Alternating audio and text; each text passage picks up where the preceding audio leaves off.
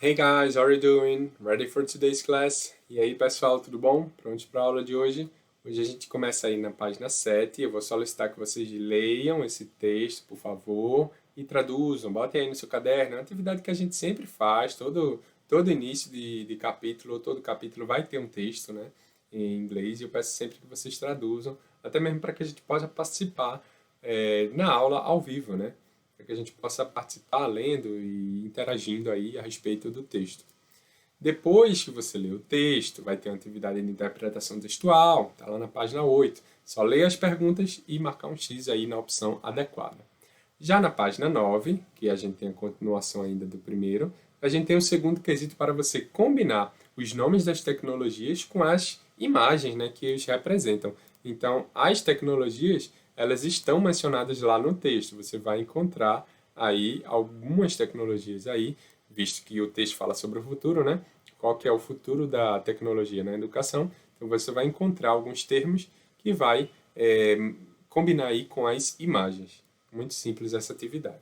Ainda na página 9, gente, a gente tem mais dois quesitos aí. O primeiro é só para você pensar sobre uma experiência inesquecível que você teve na escola.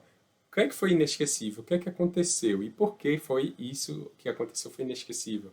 No segundo quesito, vocês têm SP, Subject Pronoun, e OP para Object Pronoun, ou seja, aqueles termos que a gente aprendeu na aula passada, né? O pronome pessoal e o pronome oblíquo em inglês. Como é que eles são? Quais são eles? A gente tem alguns termos em destaque aqui, ó.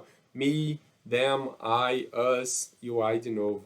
Esses termos eles representam SP, o subject pronoun, ou OP, o object pronoun. Se você não lembra, o subject pronoun é aquele que representa o sujeito de uma oração e o object pronoun é aquele que representa o objeto, ou seja, ele completa o sentido de um verbo na oração. Então bota só a sigla aí para cada pronome, tá? Que agora a gente vai passar para a página 10 com o assunto da aula de hoje, o assunto de gramática dessa aula, que são os possessive pronouns, pronomes possessivos. Eles têm dois tipos aí que a gente vai ver aqui na aula de hoje. São os possessive adjectives e os possessive pronouns, tá? Então eles são utilizados antes dos substantivos, os possessive adjectives, que são um pronome possessivo meio que adjetivo. O que é um adjetivo? É um termo que acompanha o substantivo. Então ele também tem essa característica, esse pronome possessivo. Ele vai estar juntinho lá do substantivo. Por exemplo, this is my brother James. Este é o meu irmão James. A palavra irmão é o substantivo e a palavra meu é o pronome que dá a ideia de posse, né? Can you give me your phone number? Você pode me dar o seu número de telefone? Seu número de telefone. Aí a gente tem aqui, ó, your phone number, beleza? O your sendo o pronome possessivo com essa ligação com o termo phone number que está ao lado, certo? Eles têm que estar sempre juntos. Não pode aparecer o pronome possessivo sozinho. The dog had its food eaten by a cat. O cachorro teve sua ração comida por um gato. Eu traduzi a palavra food, que significa comida, como ração, porque, tipo, se eu disser comida, comida, vai ficar estranho, né? O cachorro teve sua comida comida pelo gato.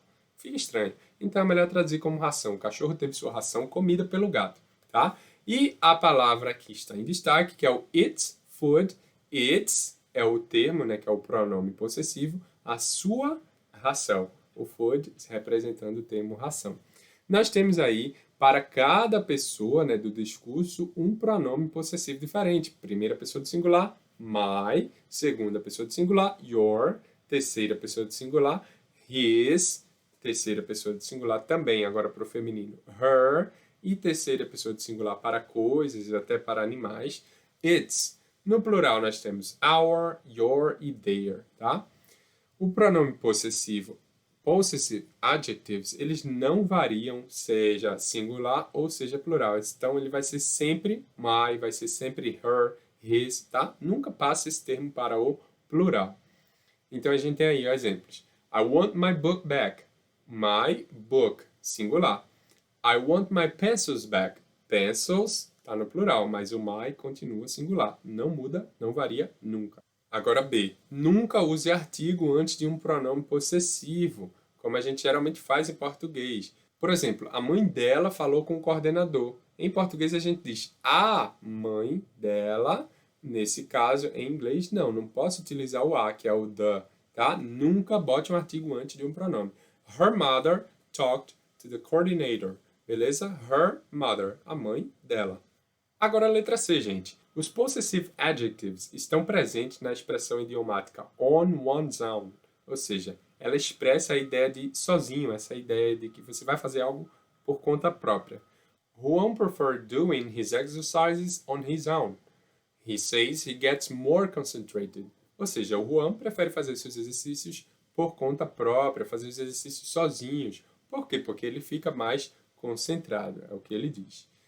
Possessive pronouns. Qual a diferença do possessive pronouns para o possessive adjectives? Tem diferença? Tem. A diferença básica é que o possessive adjectives, que a gente acabou de aprender, ele vai estar ligado ao substantivo. Vai estar ele com um termo juntinho. Meu, irmão, seu, celular, comida dele, tá? Sempre vai estar junto.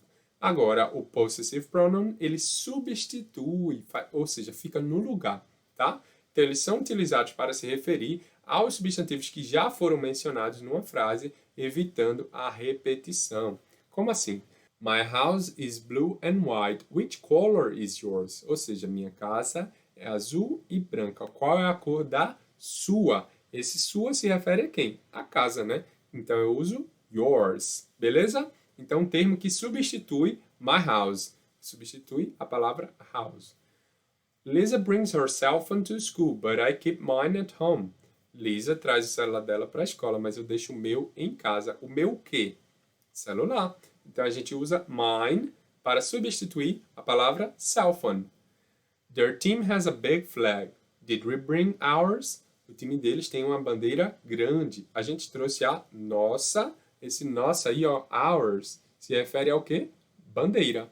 Tá bom, gente? Então são termos que se referem a outros termos que já foram mencionados antes na oração para evitar uma repetição. Então a gente bota um pronome no lugar para não ficar falando bandeira, bandeira, bandeira o tempo todo, né? O time deles tem uma bandeira grande. A gente trouxe a nossa bandeira? Não. Então a gente trouxe a nossa. Fica bem mais simples o discurso, a fala da gente, quando a gente usa um possessive pronoun.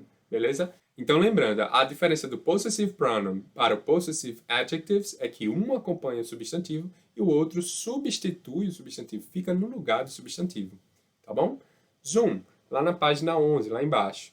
Embora algumas gramáticas incluam a palavra it's na lista de possessivos, como a gente está vendo aqui a palavrinha it's, este pronome não é utilizado normalmente.